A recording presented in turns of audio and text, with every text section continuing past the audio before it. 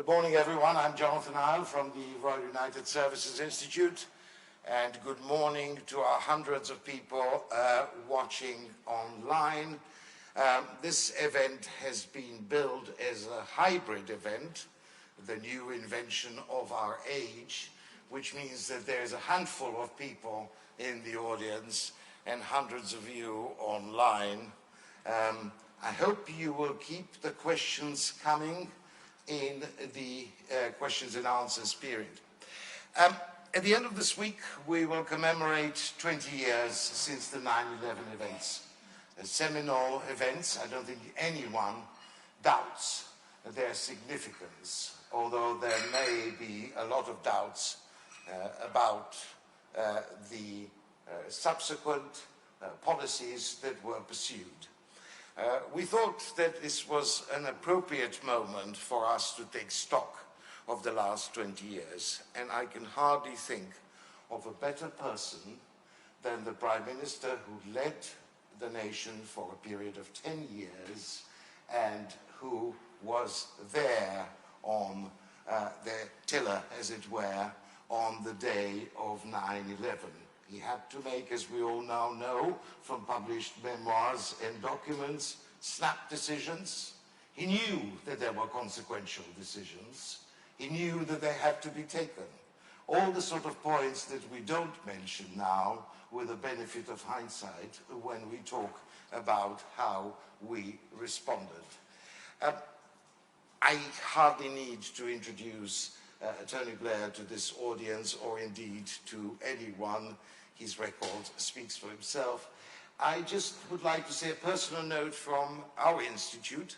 I remember very well the day he came to address us in 1999, just as our troops were about to go into action in Kosovo. And it's worth looking at that speech again. It's worth watching that speech again to see that what we were talking to is a person who had a very personal commitment to multinational obligations and to the human considerations in Britain's security and foreign policy. What we will do this morning, we will hear first from Mr. Blair, his prepared remarks, and then I'll have the privilege of asking him a number of questions, and then it will be over to you. Some questions were put already before, so I will ask the speakers to ask them. Some questions will come in online, and I will ask all our colleagues online to push the questions through. Ladies and gentlemen, Tony Blair.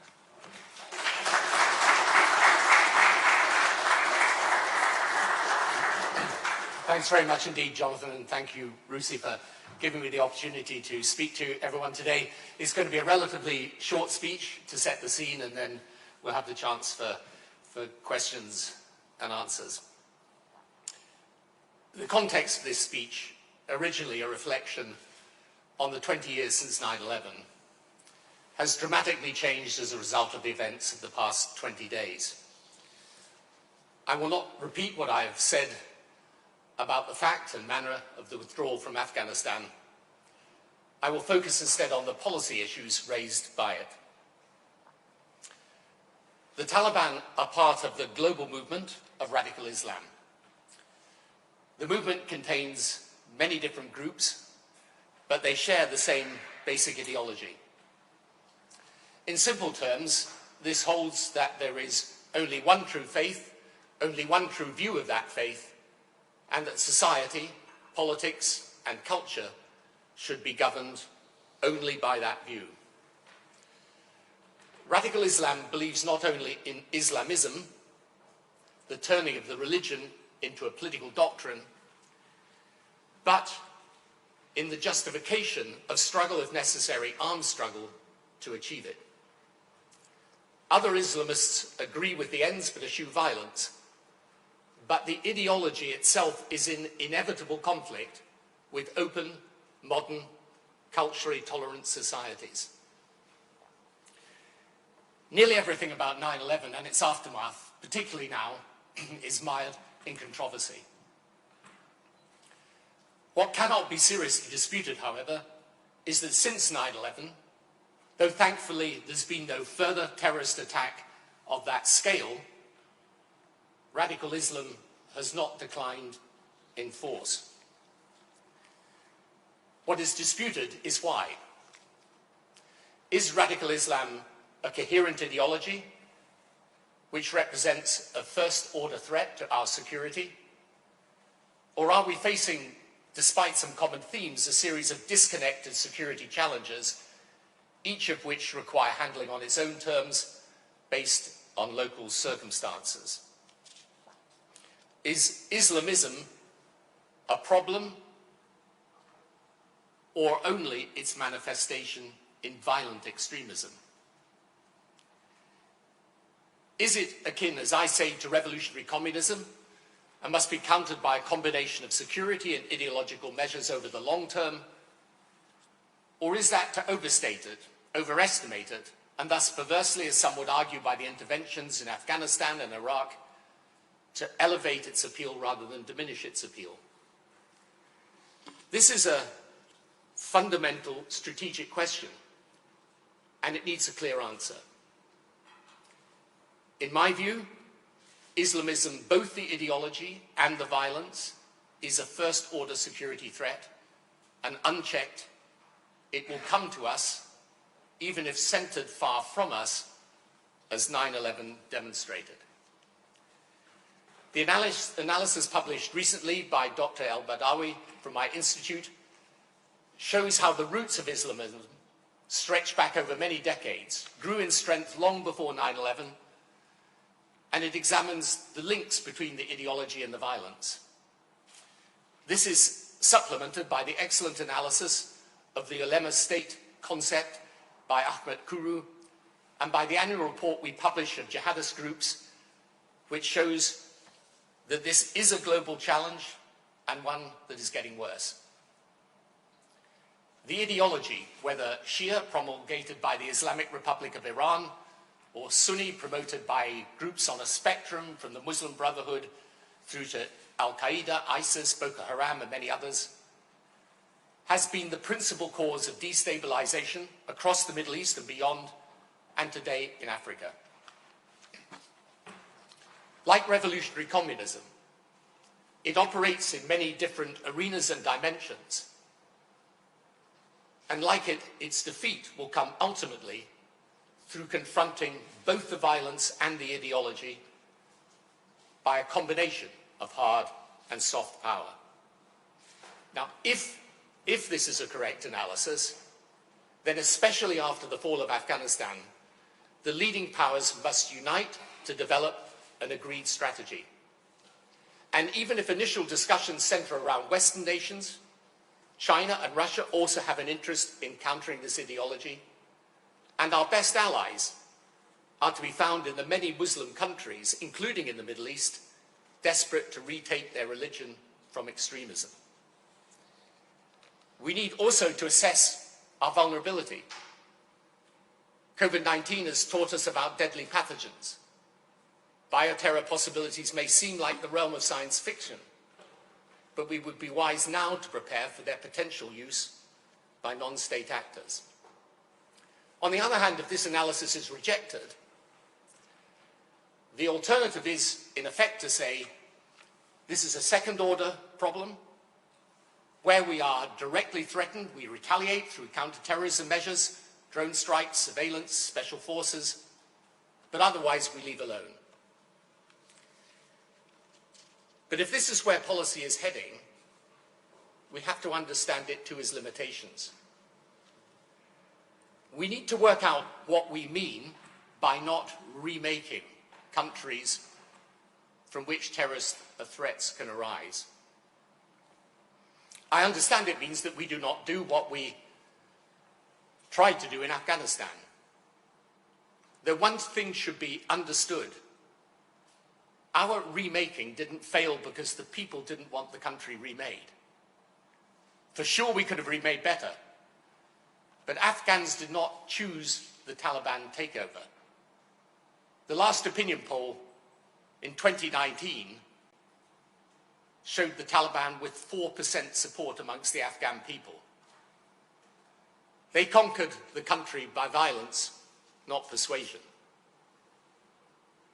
The barrier to nation building is usually not the people, but poor institutional capacity and governance, including corruption, over many years. And most of all, the challenge of trying to build whilst internal elements combined with external support are trying to destroy. But counterterrorism on its own won't remove an entrenched threat. We could seek a middle course.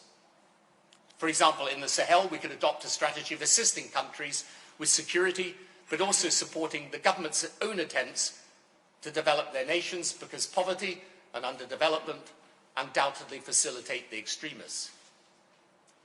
In a way, this is what we did in Afghanistan post-2014, when NATO's mission went to train, advise, and assist.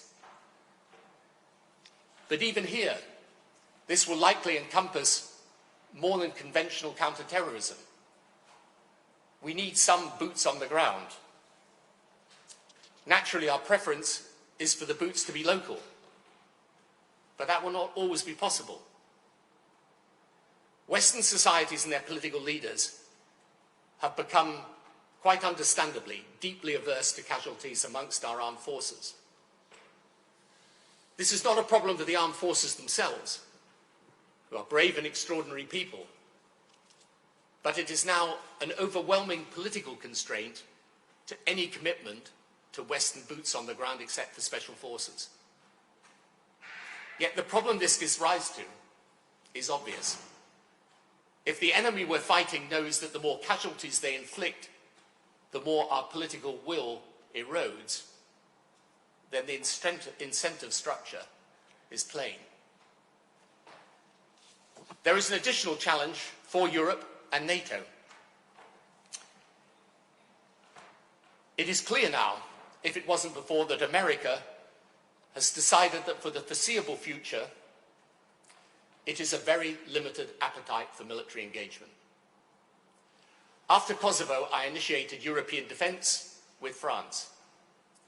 I did this precisely because I realised that without the United States, and indeed President Clinton's commitment, we could never have resolved the crisis. And today, the Balkans, relative to its history, can aspire to a peaceful future, hopefully within Europe. Yet the crisis was on Europe's doorstep, not America's. It's Europe that faces the immediate challenge from the destabilization of the Sahel. Europe is already facing the fallout from Libya, Syria, and elsewhere in the Middle East. And for these purposes, Britain is part of Europe, like it or not. So how do Europe and NATO develop the capability to act when America is unwilling? Answering these questions, at least confronting them, would also reinvigorate Western policymakers' capacity to think strategically. For me, one of the most alarming developments of recent times has been the sense that the West has lost its capacity to formulate strategy, that its short-term political imperatives have simply squeezed the space for long-term thinking. It is this sense, more than anything else, in my judgment, which gives our allies anxiety and our opponents a belief that our time is over.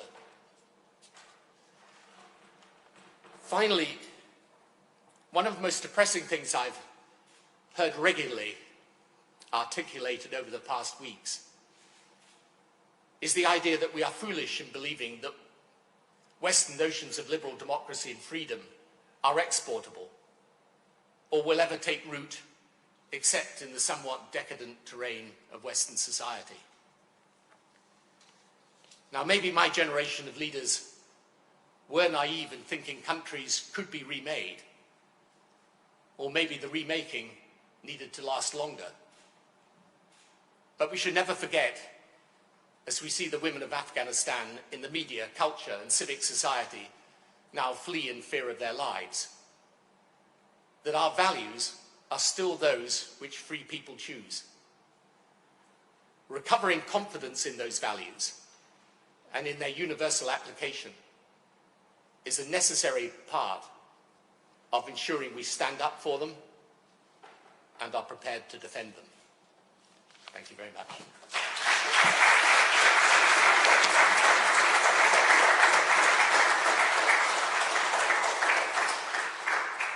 Mr. Blair, thank you very much for your presentation.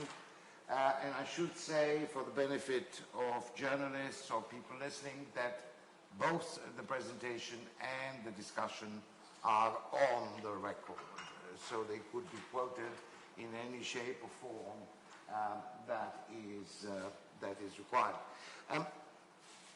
Mr. Blair, let me just start with a bit that you took as granted, namely your criticism about how we handled the withdrawal from Afghanistan over the last few weeks. You mentioned it at the beginning of your speech by saying, my views are known. You used a rather strong, sometimes one could argue even a bit spicy terminology in terms of criticizing the concept of the forever wars.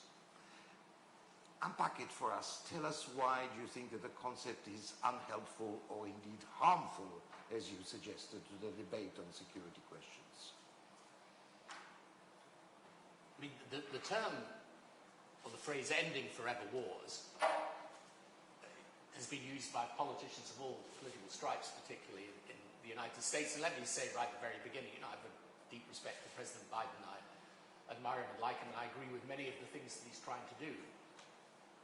But not simply those in the Democrat Party, but those in the Republican Party who use this phrase. I think it is a deeply mistaken phrase because, number one, we haven't ended this war. We've ended our participation in it. Different concept. Number two, it's not forever. 20 years, for a lot of the groups we're fighting, 20 years for them is not a long time. And, if you take the revolution communism analogy, we stayed with that for 60, 70 years or more. But finally, the rhythm of what we were doing post-2014 and saying by the end of 2019 was obviously completely different from what we were doing in the 2005, 2006, 2007, and in the years after the big problems arose in Afghanistan. So I just think it's not a good way of making policy, because in the end it's a political slogan. It's not really based on an analysis of the threat and the strategy to counter it. Understood. I have the benefit of talking to you before this event, so in a way I know you're thinking, but I just wonder if you could tell us, the proposition that is now being put by a lot of people, including the American president, that we should have gone in, smash Al-Qaeda, get bin Laden, which by the way took 10 years, and get out and leave the pieces to the others. Is it something you would have been able to sell to the British public in 2001? I think it's quite important. It's a good question, because it's quite important to go back and just relive the events of 9/11. I haven't seen it yet, but I gather there's quite a good documentary done by the BBC about that day and the events and the decisions that were taken, at least by the American president, President Bush at that time. I don't think people would have felt a response that was merely about going and trying to deal with Al-Qaeda and getting back out again. I don't think people would have found that acceptable at the time. Things change, obviously, over time. But in any event, I don't think you can deal with these groups when they're entrenched simply by counter-terrorism measures. I just don't think it's possible. They hold territory. They build capacity. And the one thing that is very clear about them is that they're prepared to take large numbers of casualties. In the work my institute does, when you look even at the years 2017, 2018, and you look around the world, the numbers of people that died at the hands of the extremists is large, but the numbers of extremists themselves who died is even larger. But it hasn't stopped them growing and proliferating, and they will continue to do so. And I think one of the things that's most difficult is for us to get our heads around the elements of this that are to do with genuine religious conviction. Now, it may be completely misguided, but it is a genuine religious belief that has been turned into this political ideology. And the interesting thing about the work that my institute's done, and I really recommend a paper by Dr. Al-Badawi, who works with my institute, on the roots of Islamism, and also the work by Ahmet Kuru on the Ulema State Alliance. What it shows you is this has been, for sure, decades in growing, but you can take it back even further. And you realize that there were attempts towards the end of the 19th century to modernize the relationship between Islam and the state, but they failed. And basically, a lot of countries were then increasingly offered, as the 20th century wore on, either secular dictatorship or religious extremism. And then a lot of the opposition to secular dictatorship took the form of Islamism, because it appeared to be the one philosophy that was going to stand up against the dictatorships. And, people again forget this, but when the Iranian Revolution happened in 1979, it happened and began as an alliance between the Bazaris. Yeah, and those that were Islamists and those that were liberals. Yeah. And actually exactly the same happened with the Arab Spring. But the problem is, as I always say, the liberals are numerous and badly organized, and the Islamists are quite numerous and extremely well organized. And, what anyone in politics will ever tell you is that superior organization can knock out a superior idea, unfortunately.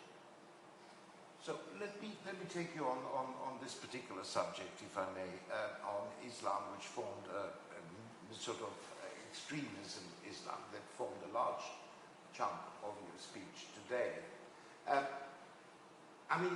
If I was a leader of a country, a European country, I would say, I get your point, and history is on your side in terms of the analysis, but I find your comparison with communism unhelpful because it creates a straitjacket. What do? I've got, X percent, 8%, 10% of my population of Muslim faith, citizens, good, dutiful citizens of the country.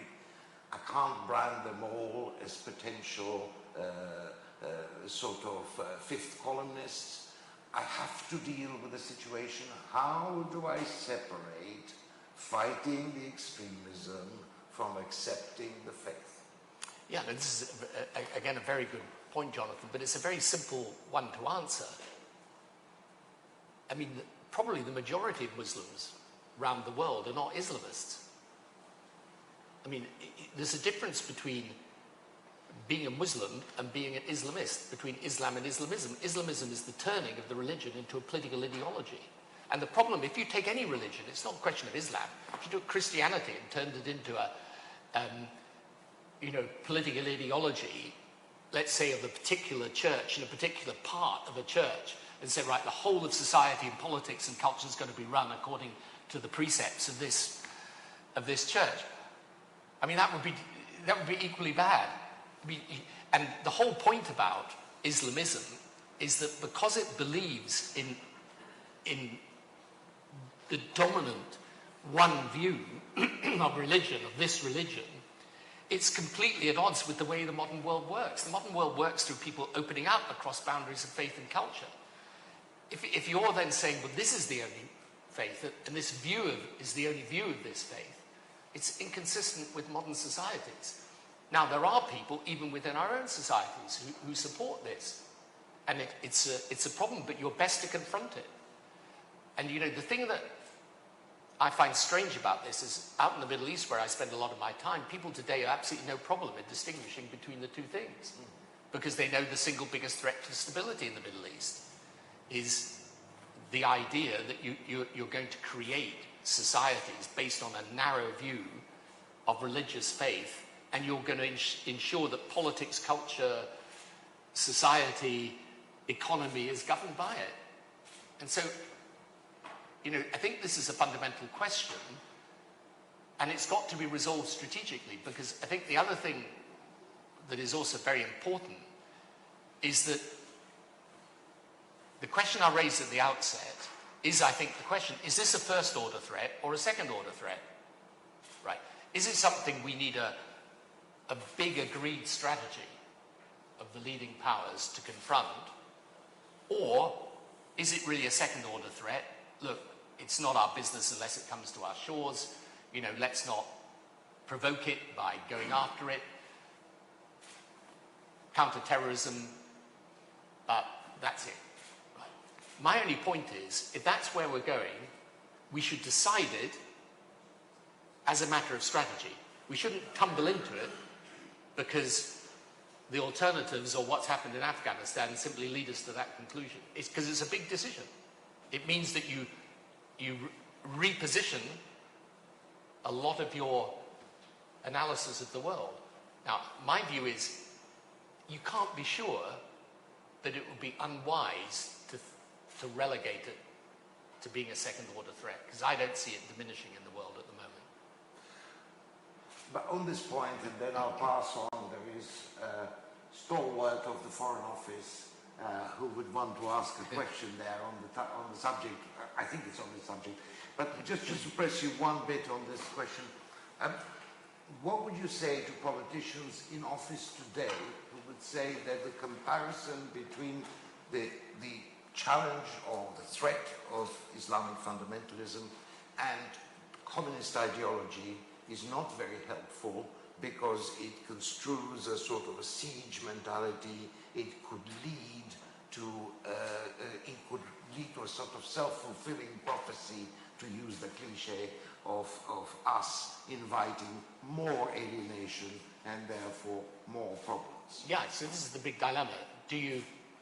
If you put it out on the table and debate it, do you cause more trouble than if you simply say, okay, we're just going to leave it to the side? My view is you're always better to be open about these things. And it's a debate that goes on within Islam. You know, that's the fault, is to believe that this is a debate that people have within the West, but they're not having it in Muslim countries. All over the Middle East they're having it, with varying degrees of openness, I agree. But, you know, I didn't, look, when I look at the Middle East today, and I see the activities of the Islamic Republic of Iran, I think that is a destabilizing force all over the Middle East. Now, is that destabilizing force linked to the ideology? I think it makes no sense at all to pretend it isn't, because it obviously is. So, I think, you know, but I agree with you, it's a big question. My point is, let's debate it honestly and flush it all out, because I think otherwise you're left in a situation where you're going to end up by default with a policy you haven't really strategically decided. You've just kind of tumbled into, which is always a dangerous thing to do. Thank you. Let's try to bring in some of the audience. Please introduce yourself and wait for the microphone. It's William Petty, former ambassador to Afghanistan and Iraq. Good to see you, Prime Minister. Good to see you. I accept your thesis that radical Islamism is a fundamental first-order threat akin to revolutionary communism. My question relates to the specifics of Afghanistan. If that is the case, do we look at the Taliban as part of that global revolutionary Islam, or do we accept a nuance that they might be a nationalist version of it and don't quite have the global ambitions that Daesh or Al-Qaeda or other groups would have? And if we can live with that nationalist version of it, what do you think about engagement with the Taliban? Going back to your point about what's our strategy, what are our strategic objectives? And it strikes me the ones in Afghanistan are, we want to avoid a humanitarian crisis that leads to a refugee crisis, that leads to state collapse, that leads to the sort of failed state in which people who have ambitions beyond their borders threaten others, regionally and internationally.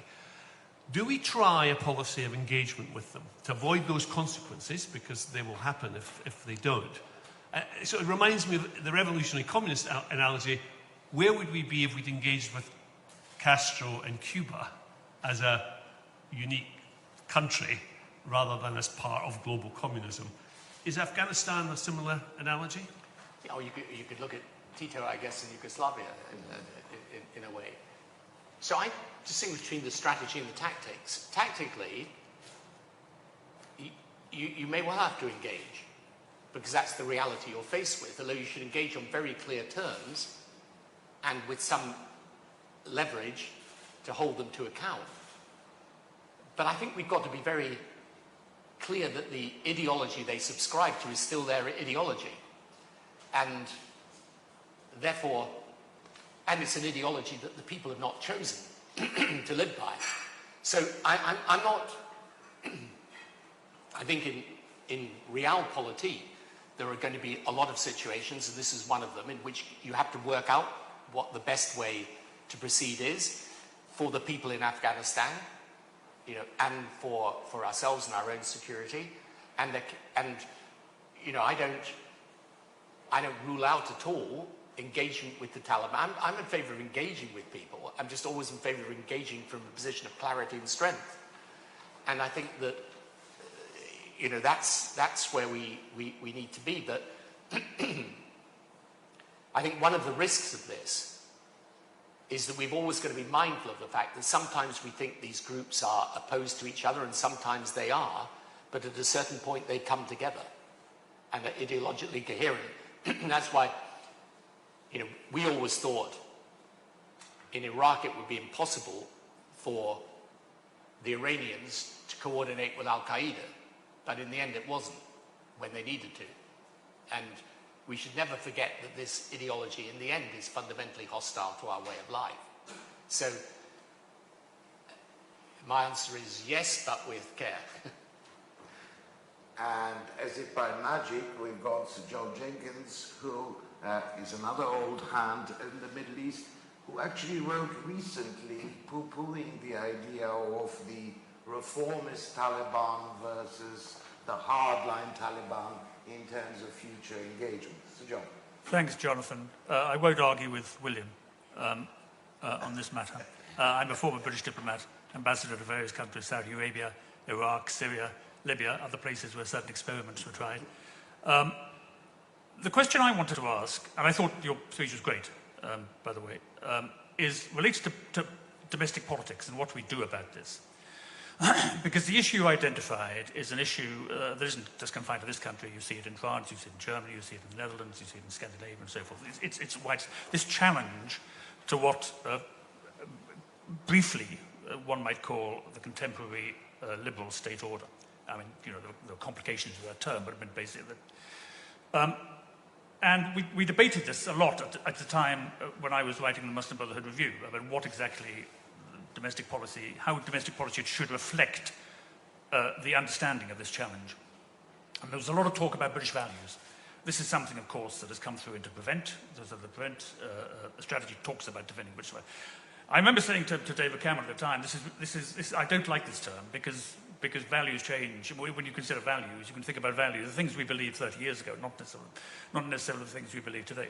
But I said there's at least one country, and maybe two in Europe, who have dealt with this in a different way, and those two countries are Germany and Austria. And they've dealt with it because they wrote constitutions, post-war constitutions. The German Grundgesetz, which was written by a panel of German jurists just after the war, actually says at the beginning, it says, we believe in certain fundamental and universal rights. It's a Kantian constitution. And it specifies what those rights are. It then set up a domestic intelligence agency, the Bundesamt für Verfassungsschutz, which is the federal agency for the protection of the Constitution, which publishes its annual report and will say that Islamisms of various sorts are enemies of the Constitution. This is a term they use. They are Verfassungsfeinde or Verfassungsfeindlich. For various reasons, that hasn't been possible in this country. And I understand that. I mean, there is a constitution in this country, but it's a constitution that goes back to the 17th century and it consists of various laws.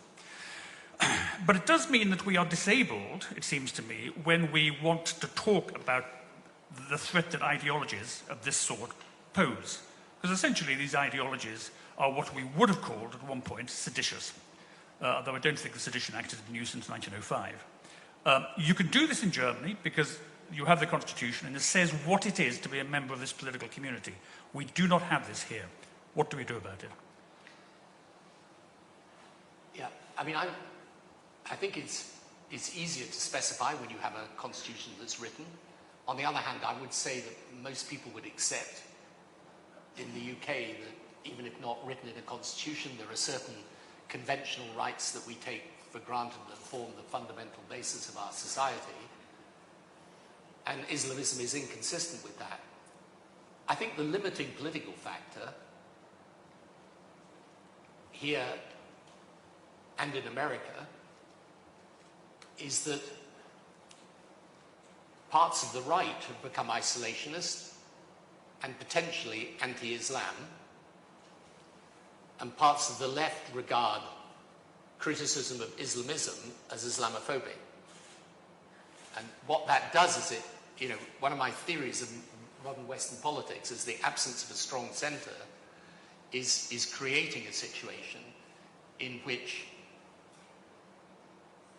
short-term politics within the mainstream political parties really dominates thinking and pulls policy in bad directions. Which is why, this ending the forever wars was both a theme of certain Democrats and certain Republicans. So I think it just needs, one of the reasons I did this today, it's not that you don't get a huge amount of blowback about it, because you do whenever you say these things, but it's a lot easier to put it on the table and then discuss it and force people to confront the fact that Islam and Islamism are two separate things. And this is very, very necessary, because otherwise I think Western politics will get bitterly divided between the left, the parts of which consciously or unconsciously are now actually in alliance with Islamism, and parts of the right who want to take Islamism as meaning this is Islam, and therefore policies that are anti-Muslim are policies that are justified. And that space in the middle, which is where I think we should occupy, is not articulated. So this is what I think we've got to do. And even if we don't have a written constitution, we can still articulate that case very strongly as to why the values that I'm talking about are actually the basis of our societies. But it's a lot easier if you've got a politics that isn't so partisan and divided, that at least this notion is held in common. The gentleman in the front, but let's make it very quick. Yes, my name is Roy Yakovi. I'm an analyst in Afghanistan. On the 7th of October 2001, I was a child refugee working at a construction site in Iran, as it happens on the birthplace of Ayatollah Rafsanjani.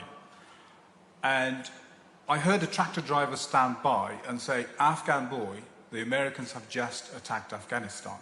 And I fell onto my knees, being a tortured 12-year-old fleeing Afghanistan. Ever since then, I'd never imagined that one day I'd be, ended up here. I thought I'd go back to my village. Ever since then, I've watched the jubilation and tragedy of the Afghan people and lost friends and relatives there. But over the past week, what I've noticed is our understanding of Afghanistan is very superficial. We don't understand the deeply blooded complexities of Afghanistan as a country, its divided society, historically, culturally, linguistically. But we also don't have a very good understanding of the Taliban itself. We don't understand the constituent part of the Taliban.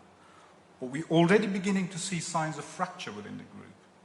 And the regional players going to play different parts in different ways. Afghanistan is going to remain both, political, humanitarian and security threat to the West. What are we going to do about it? We've lost the cohesion to deal with it, and are we ready for the very potentially far deadlier conflict that's going to, await the Afghan people with all different actors involved? Yeah, I think it's a very good question. I mean, look, I think this is why I think at the very least what we should do, I suggested that we, the leading powers should hold a conference at which you decide at least on an agreed approach. Because obviously we've lost our position there. And I completely agree with you, by the way, that some of these, you know, it's, and I've been guilty of this myself, I mean, it's possible to have a far too simplistic understanding of the country, its people, the different elements, the different tribes and so on. But I think, you know, one of the reasons why I think it's important that we take a long-term strategy and are prepared to hold to it over time is because it will take a long time. But, you know, the fact is, if you go back half a century, Afghanistan had a chance to develop as a very decent country. And one of the things when you go back and you look at the pictures of Afghanistan in the 1960s, you understand that it had every possibility of developing in a good way. Now, we know all the reasons why that didn't happen. But it can be rebuilt over time. And, you know, I was in the Balkans recently, and it was very interesting just to reflect on that, because sometimes people say, well, as opposed to the intervention in Kosovo, you know, Afghanistan failed, but Kosovo succeeded. But if you look at even at the Balkans today, there are still massive tensions. There are still a lot of problems. I think it's going to take quite a long time to overcome those problems, but the framework that's been established is one that is allowing those countries to develop. So you go to Serbia or Albania today, and they're a world away from where they were. Now, does that mean the Balkans has resolved all its problems? Absolutely not. But the absence of terrorism and the absence of a fundamental security threat allowed, however imperfectly, those countries to make progress. And the question, therefore, for us is, how do we engage now in circumstances where we sent a pretty clear signal that the military engagement is not something we're prepared to do? And yet, if there isn't at least some way of governing the security of the space, it's very hard for countries to make progress. And I see this all over Africa today. This is why I get so worried about the situation now in the Sahel and countries like Mozambique. I mean, these are countries that have now got a serious problem because they can't, you know, people say, well, the answer, for example, in Cabo Delgado in Mozambique is to do development and reduction of poverty. And I say, that's fine. But if you can't govern the security space, how can people develop? Because you build a road and the next day someone's blowing it up. So this is why, I mean, I think you're right. We do have to regroup and reflect and then find a way forward. I think what is troubling me at the moment is I get the sense with a lot of Western politicians right now, they just want to say, well, look, okay, this has not been good, but let's just move on. There's COVID, there's climate change, there's China. You know, someone said to me the other day, well, but we should be concentrating on China. I said, I'm afraid in politics, you've got to concentrate on more than one thing at a time. I mean, you don't choose your agenda. I would say the agenda is chosen. How you respond to it is your choice. But you can't say, well, let's ignore that one because we've got to deal. I mean, you might as well say, let's deal with COVID, not climate change. No one says that. They understand you've got to deal with both of those things. And yes, I agree.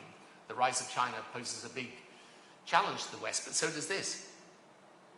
And, you know, we've got to, at least if we're going to decide a policy, let us decide it and not, as I say, fall into it.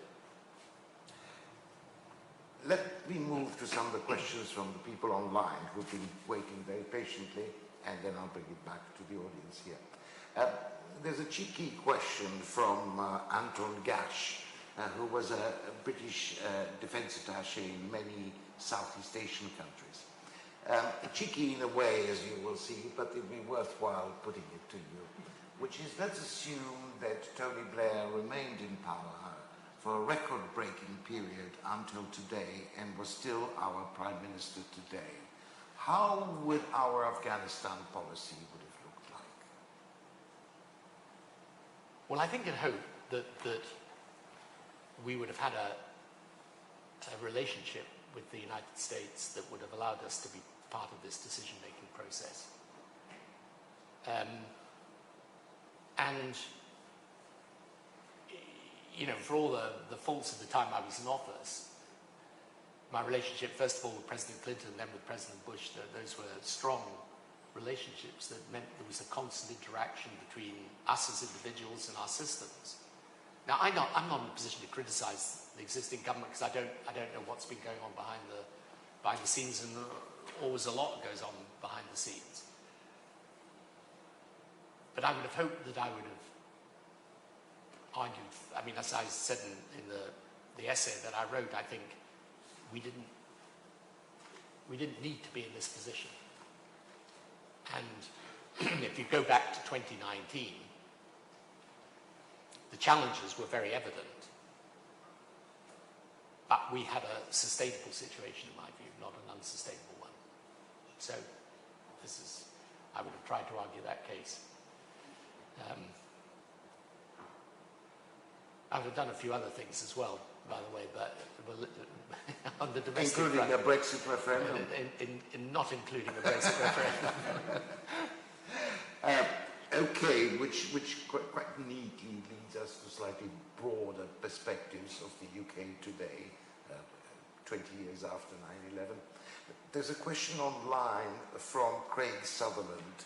How would you assess the UK-US special relationship today? Where do you think we are? And I will match it with Tessa Siskovic, Dr. Siskovic here in the front, who is a journalist and also curates the Kreisky Forum, another great Prime Minister, the Austrian Prime Minister. Tessa, would you like to put your question as well on the European angle?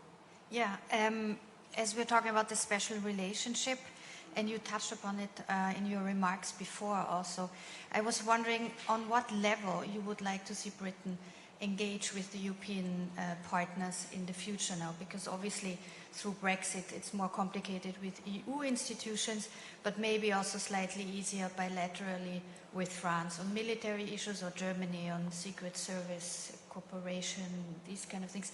Could you be elaborate on this a little bit? Thank you. So the US and the European pillars. I mean, first of all, let me answer by starting with a political principle I believe is really important to articulate. These relationships are like personal relationships. In other words, you know that your friends are the people that are there when times are difficult. The friendship is forged over a long period of time, and it's based on a trust that you're going to stand together. And that was why after 9/11 I said that the UK and the US should stand shoulder to shoulder. I believed it was really important post 9/11 that America did not feel alone, that it felt that it had allies. And in the same way, even in a completely different context, I've always thought with Europe can be extremely difficult for Britain to operate in. The European Union was very frustrating for the British Prime Minister, for any British Prime Minister, because of the different culture of the system, the way the Commission would operate from time to time. Your European allies would be doing things you didn't like, with the French-German relationship to navigate. But my point was always, you have to put up with all of that if the relationship matters. And so, in the end, neither with the US relationship nor with the European one, you don't, if you think it's going to be easy to have that alliance, forget it, it isn't. Being an ally of America, a strong ally, is very difficult, because a lot of your own people want to see you, tell them to get lost, you'll find your own way. And yet, if you do distance yourself from America, you find it's a long way back.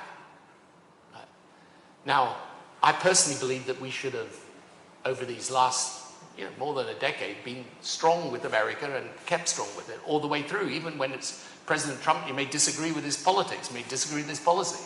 If the relationship matters, you've got to really spend time, and you've got to spend political capital on it, whether you like it or not. Same with Europe, which is why I think Now, with Europe,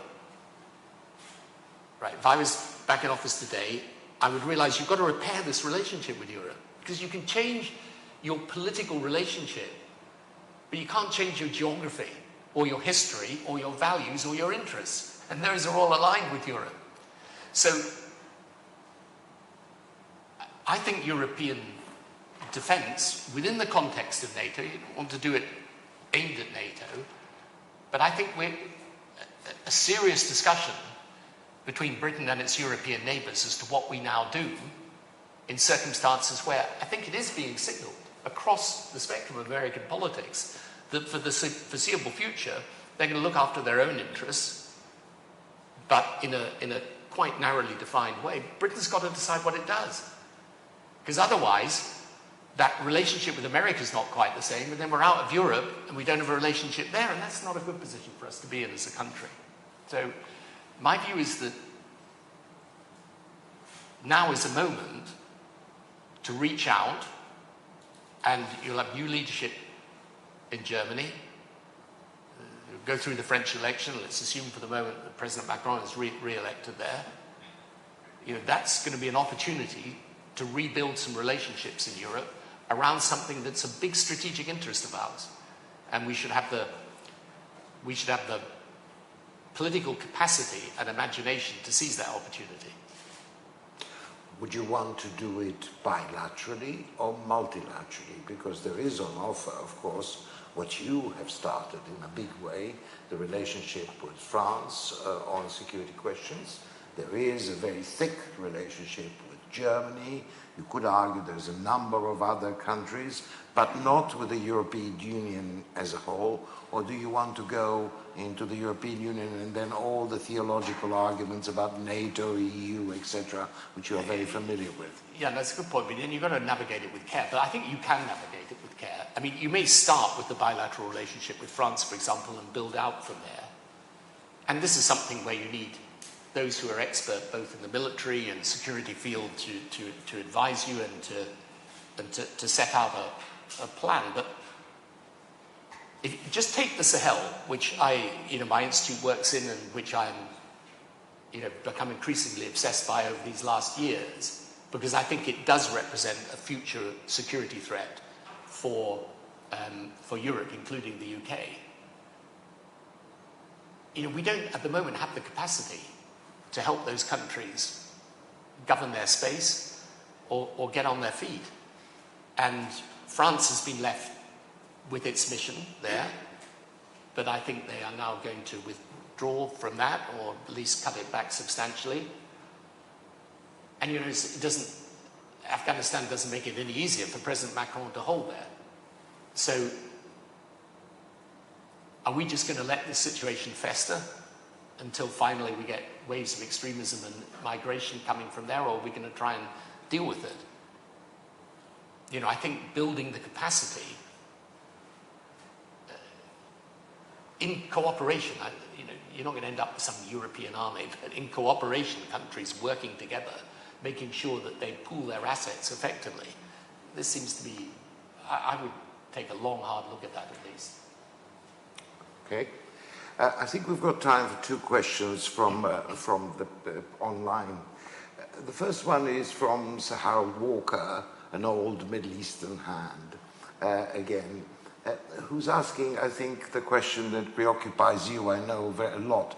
How can politicians answer your call of sitting seriously and discussing these security challenges when it's 24/7 TV media, when you're constantly under the pressure of social media, when you're constantly forced into making statements about, I don't know, a car crash on the M40, and how are you able to gather your thoughts, lock yourself up, and come up with the intellectual product that you were calling for? So I think there is a paradox in modern politics, which is that the public, at one and the same time, they're consumers of social media, and social media drives a lot of the political discourse, But at the same time as all of that is happening, they're also very distrustful of it and actually want their leaders to be able to stand out against it. So, you know, I think that people know that you do need to take long-term, clear strategic decisions. The loudest voices often mitigate against that. But I think the public, in the end, would prefer leadership. That's my, maybe I'm wrong, but that's what I think. In any event, it's worth offering it. And, you know, it comes back to what I often say about the centre ground of politics. You know, a lot of people say the centre ground of politics has disappeared in recent years. And I always say you've got to work out whether this is a supply problem or a demand problem. And my view is it's essentially a supply problem. It's that political parties, partly through social media, have become much more shrill and partisan, but actually the public's never much shifted. And, you know, if a strong centre-left, centre-right alternative is on offer, I think people will mostly back it. So I think the best thing for politicians to realise is that in the end, you know, the public will respond to leadership, because this paradoxical attitude towards media, social media, the pressure of events, they kind of both participate in it, but also distrust it. And it's the distrusting part of it you need to appeal to. And I think the final question is an introspective one, which you must have had about 1,000 times. It comes from Gideon Coolin, and it is, what is the single event or action that you have taken during your premiership of which you're most proud of? Which I'm most proud of? It's always difficult to answer that, because you could take a particular event like the Northern Ireland Peace Agreement, or you could take a policy over time like school reform. I would say that the thing that I am most proud of, and I sometimes say that one of the ironies of politics is that you begin at your most popular and least capable, and you end at your least popular and most capable. And I think by the end of my time, I was taking decisions pretty much with the short-term politics taken out of it, and realizing you had to do things for the long term. So in foreign policy, by the end, I was very clear. You keep the relationship with America strong. You are their strongest ally. You're at the center of Europe, and whatever the difficulties and strains, you've got to keep there. And you build through the International Development Department and our budget for overseas aid, you build an extraordinary soft power component to how Britain presents itself. And when we won that Olympic bid in 2005 to bring the Olympics to the UK, I took that maybe wrongly, but I took that as some endorsement of the fact that Britain really counted. Thank you. That was really very interesting. You referred a number of times, and I failed to do so, so I'll do it now, to your institute, the Institute for Global Change, and do its enormously good output. I'm glad to see some people from the Institute here.